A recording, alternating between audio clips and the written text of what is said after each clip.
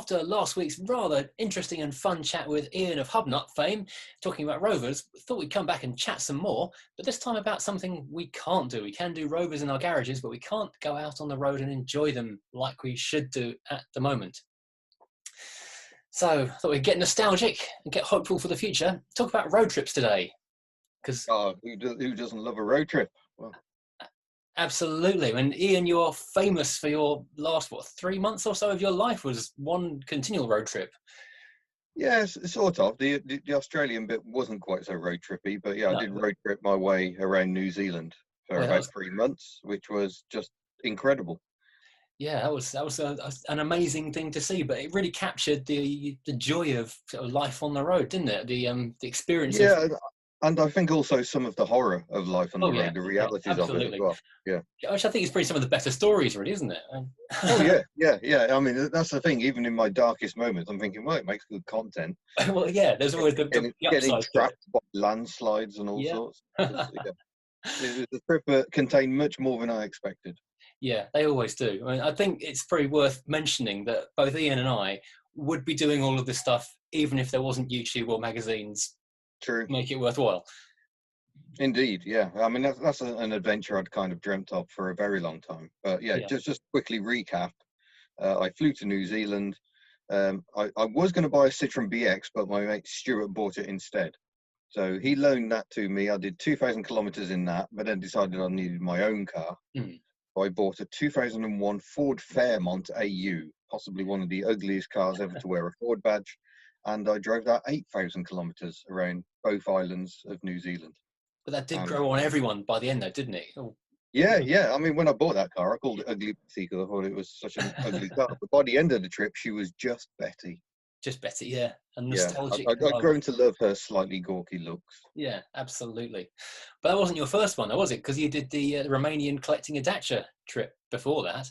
Yeah, that was 2018, and again, that was it's one of those things I think every petrol head dreams of, is to just fly somewhere, buy a car, and drive it home. Yeah, absolutely. That's what we do. We had originally planned on Bulgaria, so we flew to Bulgaria, but that didn't really work out. So we did a bit of sightseeing there. Spent 7 hours on a coach going to Bucharest in Romania, where we bought a dacha, and then we drove it 2,800 miles home with no problems whatsoever. Not really, no. I mean, it had problems starting every now and then, which we think was a fuel issue. But although having said that, last time we were working on the car last year, before I went to New Zealand, we did find a slightly loose earth wire from the distributor, and that could have been the problem the whole time. Yeah, all along. Tiny little wire. It was mostly sort of technical paperwork and not legal exactly, but dealing with the local police and that kind of thing. You struggled. Oh yeah, with that one, yeah. We got stopped by the police 6 times in 5 countries, I think it was, because we were driving a car with Romanian plates. They just didn't like that. Didn't compute. No, but the car itself was incredible. It had been off the road for 8 years. It passed its Romanian equivalent of an MOT the day I flew out, and yeah, it just drove us back and mostly behaved itself. Which is remarkable, isn't it? It's such a simple car, really, at heart, isn't it? So as long as it's functioning, it should continue to function in theory. Well, there's no guarantees with any of these things. Oh, no. I've other people who've tried similar and had catastrophic issues. So you're riding your luck a bit with these adventures. You are a bit. I mean, a couple of years ago, I did Route 66 with a best friend from school. And our plan at the start was we're going to buy a classic car in Chicago, drive it to LA, and then ship it home when we get back because we're going to love it. Then we thought, that's fraught with complications, insurance and everything. Let's just rent a classic car and then drive to LA. And then we discovered it was lots of miles and we didn't have time to do that. So we ended up just renting a RAV4. But that gave us America is definitely a dream of mine as well, but like you say, trying to judge how to play it. I mean, at one stage I was thinking of shipping the 2CV to New Zealand and driving that around, which sadly I can't actually afford, but I'm glad I didn't, because I think I would have ended up hating my 2CV by the end of it. So many miles there, yeah, too many roads where you're just driving for hour after hour, so you want something big, wafty and comfortable and not quite so frenetic as a 2CV at speed. you want a relaxed V6 or straight six or something, don't you? Or moving a V8 just to cruise for hour on end. Indeed. Well, the RAV4 was good though. I say that. I took the 2CV to Croatia last summer, so well, yeah. punishment maybe. Absolutely. Well, you got to do these things, haven't you? The Paris trip was going to be your next one, wasn't it? Yeah. I was meant to be going to Paris in May in the Citroen GSA I've just bought. Plan was that I'd have a couple of months to put some miles on the GSA, so I could get a good feel for it before going. Yeah. Sort out any problems. Yeah, as it happens, the poor GSA sat outside, not being able to go anywhere, and the trip's now been cancelled. So, like so much else this summer. Absolutely, real shame. My next two trips would have been a family holiday down to Italy, nice. taking the modern Mercedes. Every 3 years, we do a road trip through Europe down to sort of Lake Garda. We've got a photo from my son was 3 months old, 3 years old, 6 years old, and he was going to be 9. And we're going to get the same photo in the same place every sort of 3 years apart. The first time we did it, I had an Alfa 159, and we drove road trip down through Switzerland, and we were going to do Stelvio Pass, but it snowed, so we couldn't do that. Then we drove around the James Bond Casino Royale route, where he gets chased by Alfa 159s. So we pretended we were chasing the builder's van in front was James Bond. But yeah, that's off. And then I was hoping really that I could take the Volvo somewhere. I could take it up to the Arctic Circle this summer, but it's back to Sweden. Well, I say back to Sweden. Is it actually a Swedish-built one? Because didn't they build some of those in Belgium as well? Let's not go into too much detail here at this point. Okay, it's a Swedish car. It's definitely a Swedish car. I don't know. I've not checked into that. I know they did do that. It was Mitsubishi, wasn't it? They did that with. No, that was the Nedcar facility, which I visited in the Netherlands. That I visited last year because I drove a Volvo 440 and was able to take it back to where it was built. Oh, brilliant! Yeah. It's now turning out minis and I think some smaller BMWs. Yeah. Oh no, bigger BMWs. It's the X1 I think they're building there. Which is also the new X1. Is that on the mini platform as well? Because we've gone on a tangent, haven't we? Yeah, we have gone very tangential here. I know nothing about modern BMWs, so I'm just kind of getting. Of course, the other thing is no matter how much preparation you put into a car to take it abroad, there's no guarantee of it even reaching Calais. So. Well, no, and the 2CV trip last year went disastrously wrong when I think it was 2 weeks before departure, the engine pulled out a cylinder head stud. So effectively wrote that engine off. Yeah. So I swapped a spare engine in that I'd had sitting around for God knows how long, completely unproven engine, and that did work, but it was down on power and not feeling great. So the day before departure, me and my friend Colin stripped both engines and built one good engine out of the bits. And the proving run was then driving it along the A14 to Harwich to catch the ferry to the Netherlands. At which point, no safety net. If it goes wrong at that point, then... Yeah.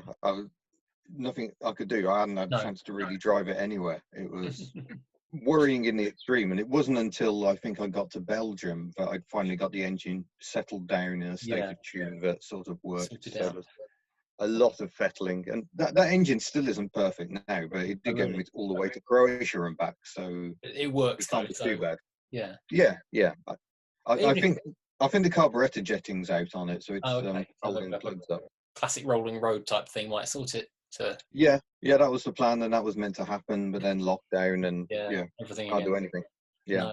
So even if you plan for months ahead of a trip, it's no guarantee of it working. I did a trip called the Beaujolais Run with Classics Monthly magazine. Did it a couple of times with the editor, and we took, I think, his Peerless, which is a rare sort of Triumph. Oh yeah, unusual car. Yeah, lovely little thing, that one.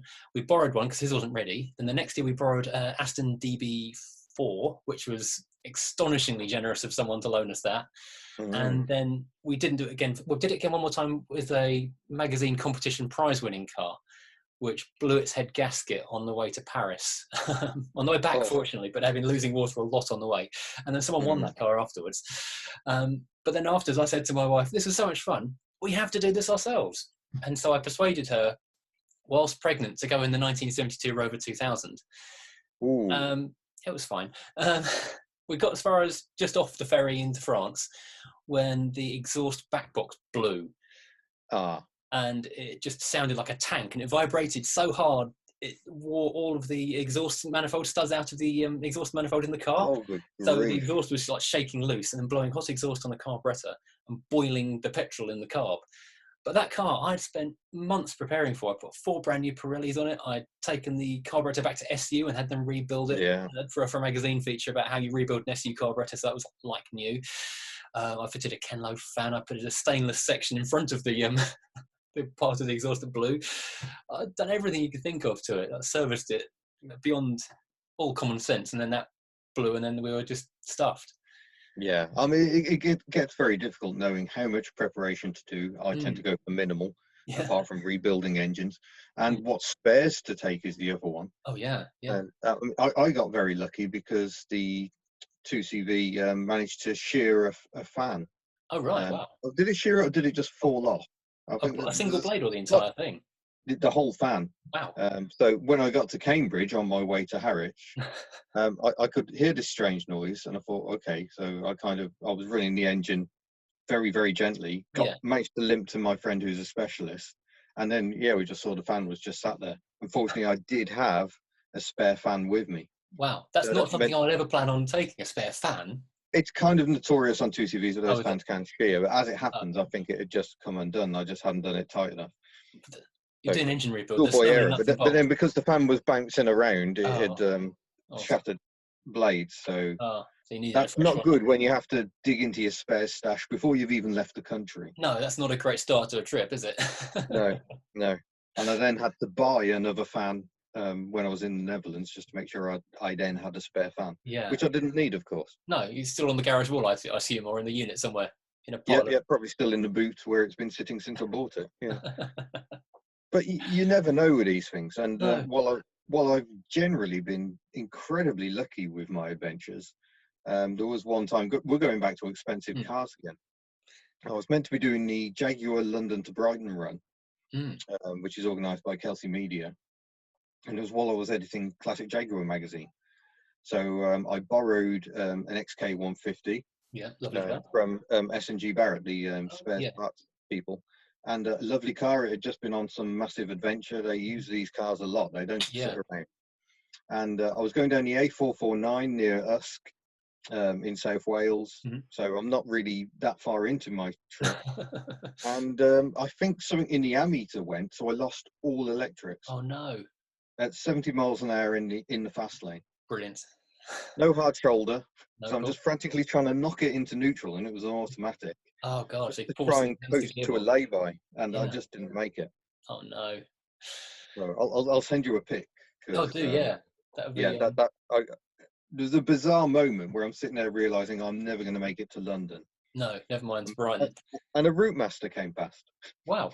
Got a photo of this Jaguar sat there broken down, and a route master driving past. Didn't stop and help though. No, they didn't.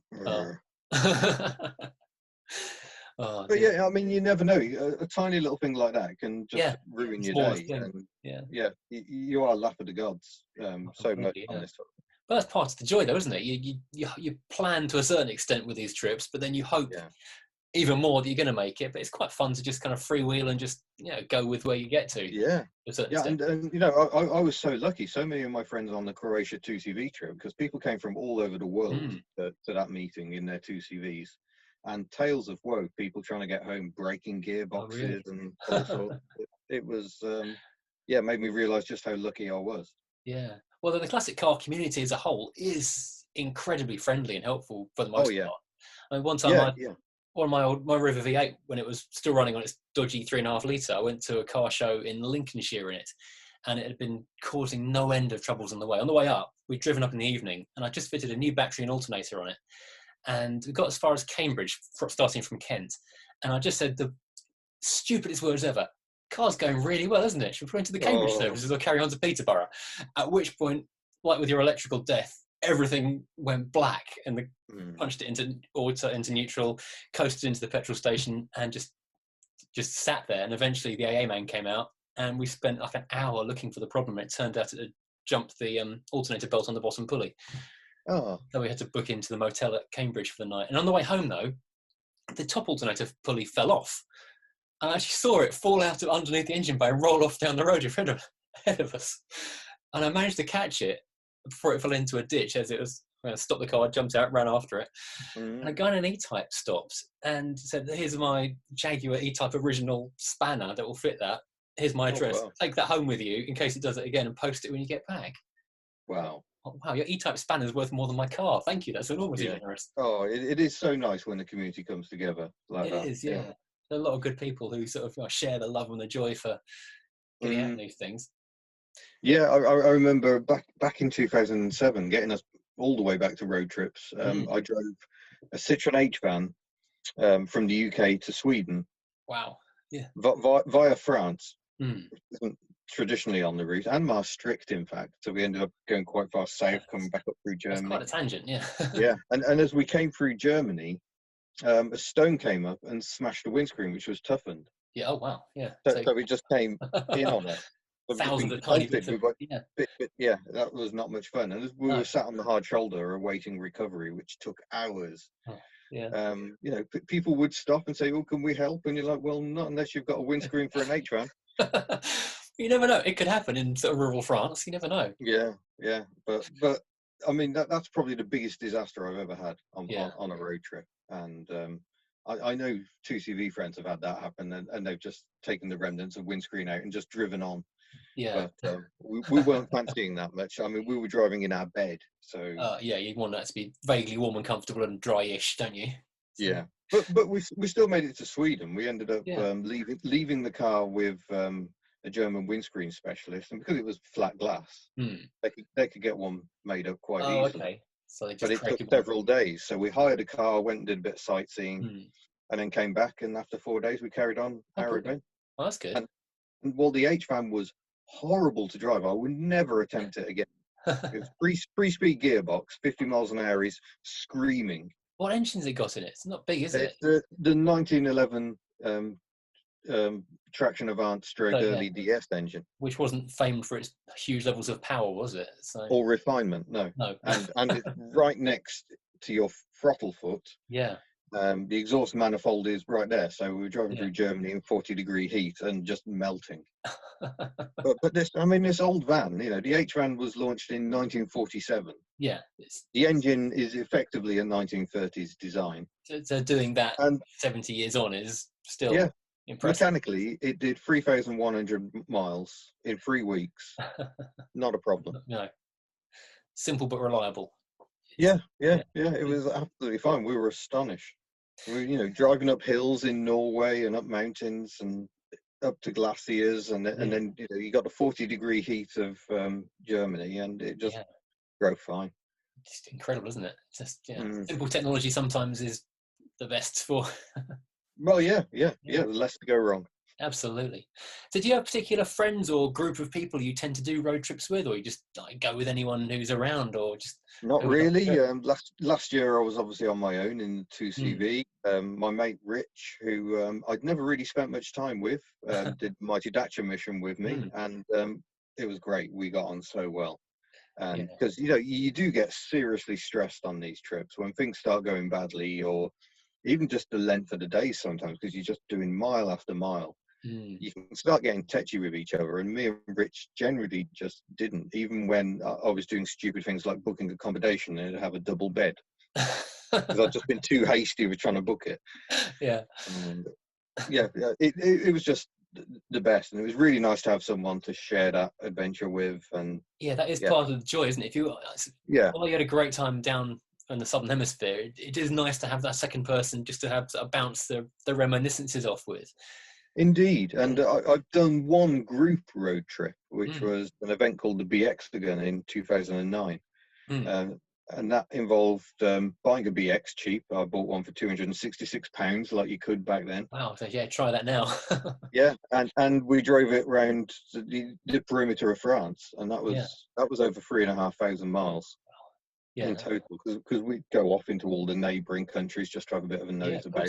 Once you're there, you might as well.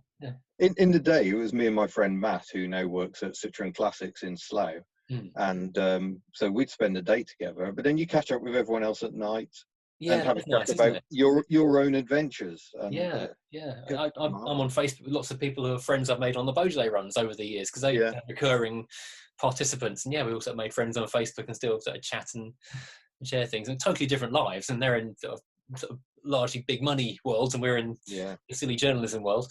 It was just really nice, because you could sometimes say, oh well, I'm not really feeling like going off on our own today, so we'll actually travel with everyone else, be in the group, or then you can go off and just do your own thing. Oh, totally. What do you think got you into sort of the life on the road kind of lifestyle? What was the magic? Just the sheer joy of driving to new places, seeing new things, new sights. Yeah. And, you know, France is an ideal location just because it's so enormous. Yeah, and so close as well. Yeah, and so much of it I haven't seen yet. So there's always more to see. Absolutely, yeah. That is the great thing of road trips. You can just set off in a direction and hope for the best. Yeah, I mean, I suppose France perhaps comes from a family holiday to France when I was younger, and it was only to stay on a caravan park. It wasn't a touring holiday. But still, all those, just unusual sights, different buses, different buildings, different architecture. Different, and Yeah. It was just like, I just love the variation. Yeah, just saying a different world and being normal for someone else, and we're stepping into it as weird interlopers. I mean, that's how I grew up. In a way, I guess it's slightly spoiled these days. Everywhere's getting a bit samey.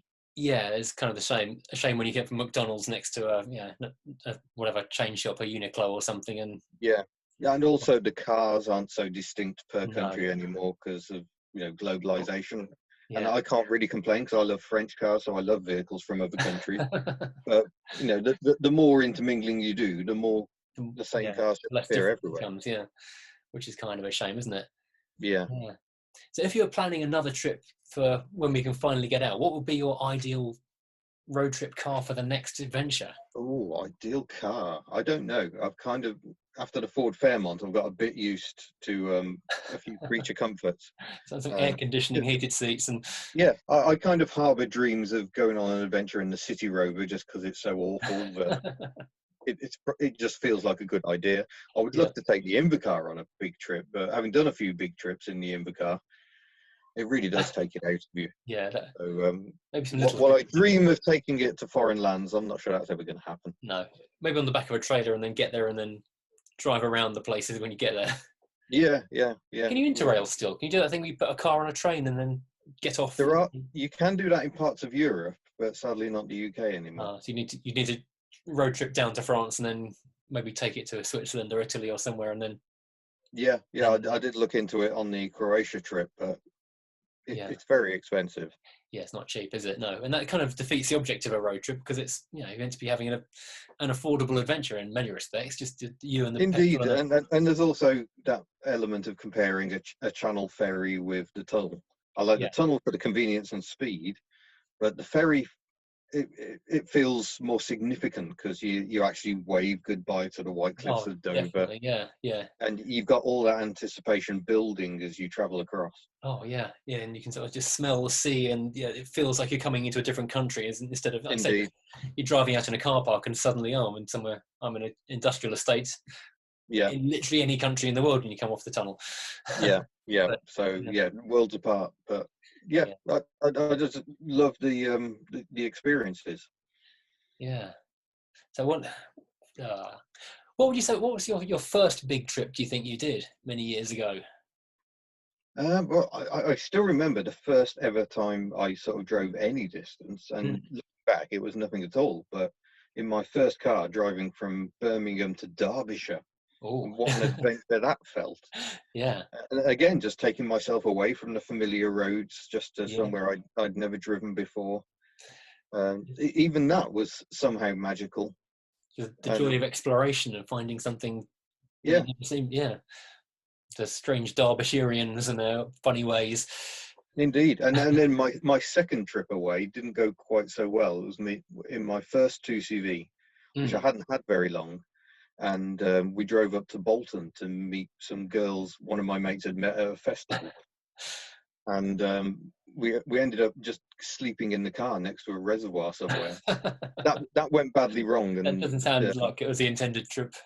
No. I mean, at one point it was pouring down. There were 7 of us in 2CV. That was not good times. That's not good sleeping arrangements. No.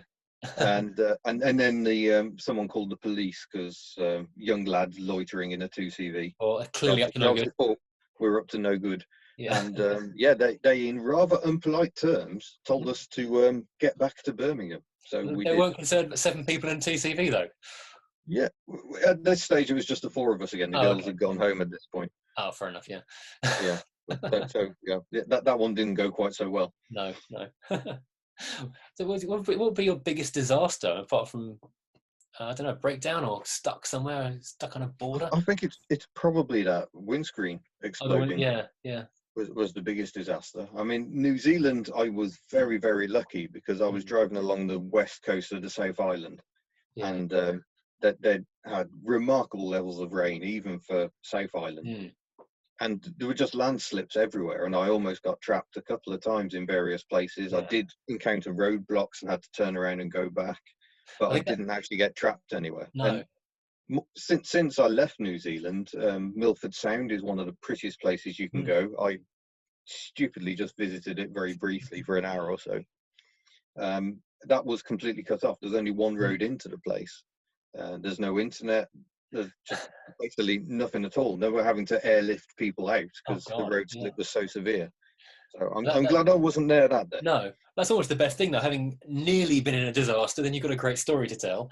Well, yeah. I mean, look at the state of the world now. There are people, Brits trapped all around the world. Yeah. I've been very fortunate to get back when I did. Oh, definitely, yeah. Only 3 weeks ago since I started flying back from Melbourne. Yeah, just a few days later, and suddenly they were stopping flights. Yeah. So, and that would have been terrible. Itchy Boots is trapped in Peru at the moment because she's on her own adventure. So that highlights just how badly wrong things can go. Yeah, that was on the news this morning. You can't plan for a pandemic. No, and the Foreign Office are putting on special repatriation flights from Peru as we speak. Yeah, but one of the issues is the country's under lockdown. So what if you're nowhere near an airport? No, I think that they're running minibuses and coaches specifically to pick British people up. But it's a massive operation. It's hugely expensive. Yeah. It's a difficult time, and I'm very, very glad I'm not part of it, to be honest. No, it may be miserable in your own bedroom at home, but at least it is your own room at home. I don't know. I've got some art to look at. It could be worse. Yeah. No sparkly dresses today, though. Oh, they're here. They're just hiding. Oh, okay.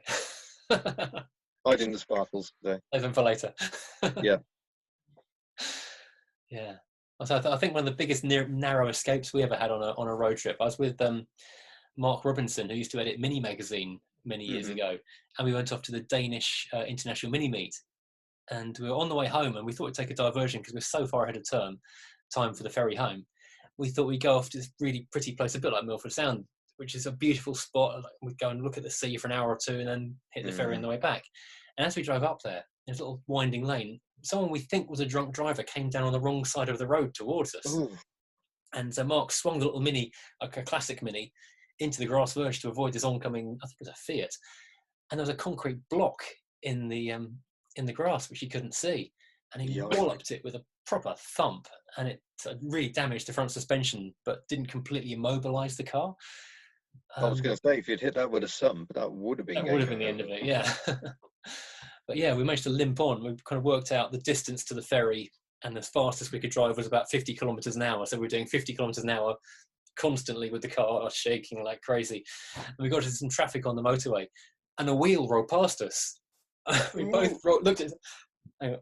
Are we upright still? Is that our wheel or not?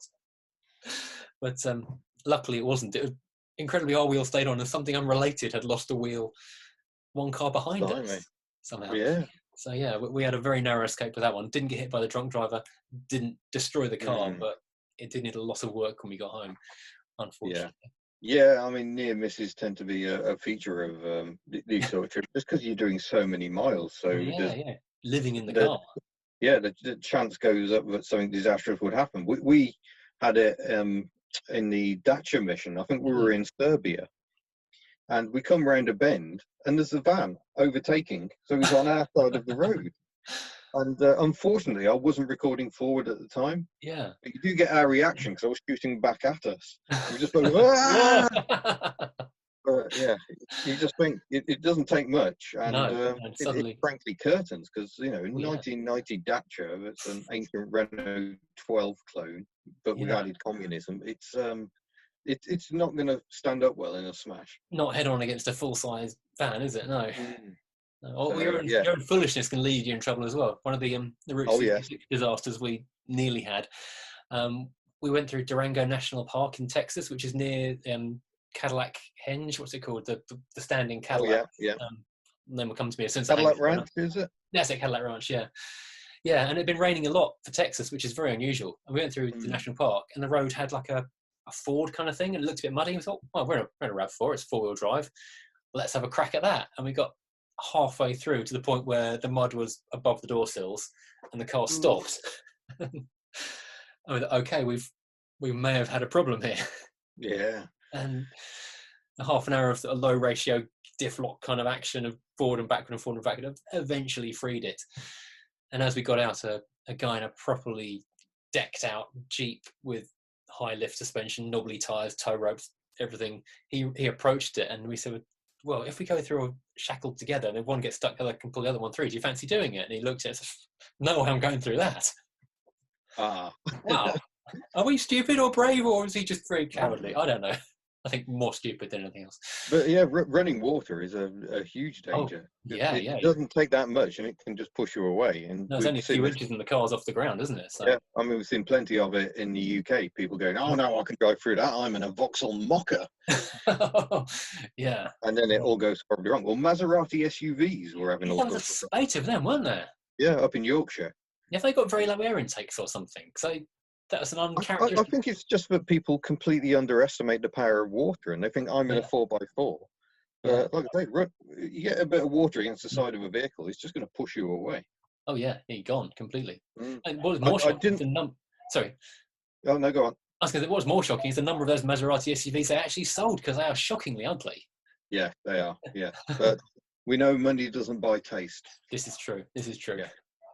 Whereas us skin people have got all the taste in the world. Exactly. Yeah, we know where the good times are at in 1990. But yeah, going back to getting stuck. I mean, I had 2 cars that I used in New Zealand. I managed to get both of them stuck on beaches. Oh yeah. I'm very close to the Land Rover as well. Yeah, the first one was 90 Mile Beach. I was driving down in the BX, just going, "This is amazing." And, you're bombing along, and then you suddenly start realizing how it's like driving on ice. Yes, it's drifty. You think any sudden movement here, and I'm completely done for.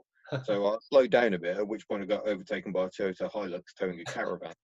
But then as I came off the beach, I wasn't sure it was actually an exit. So I hadn't committed. I hadn't got enough momentum. And of course, it just stops and starts sinking down. You're like, okay. Oh no. But fortunately, I just reversed straight out of that and then had another go with more momentum and got through it. Got it out, yeah, that was lucky. But the really difficult one, and it was the west coast of South Island again, because you can just drive onto beaches. They're perfectly happy. Oh, really? They're happy with that. And I driven on to film a little bit and get some photos on the beach and say, "Look, I've made it to the west coast," and then managed to reverse straight into a really soft bit. And again, the car just sank, and it was just like, oh no. And it was just shunting it between forwards and reverse and sort of trying to lift the throttle so it didn't have time to wheel spin. So doing manual traction control just to try and get it out, because there was no one around. No, unless you can free yourself, you're so if I hadn't got out, I would have been absolutely stuffed. Still be there now. So, to this day. Be careful driving on beaches, people. If there's one takeaway from this today. Yeah. There was one thing I was going to ask you about. Places. When you were down in Australia and test driving lots of Australian and New Zealand cars, something I was curious about, because when we test drive cars in the UK, we have to arrange our own personal insurance to cover those other people's cars. So I'm confused about arranging insurance for myself on a rental car or buying a car in another country. So how does it work when you're driving 4 cars a day? Well, almost every country apart from us seems to insure the car rather than the owner. Right.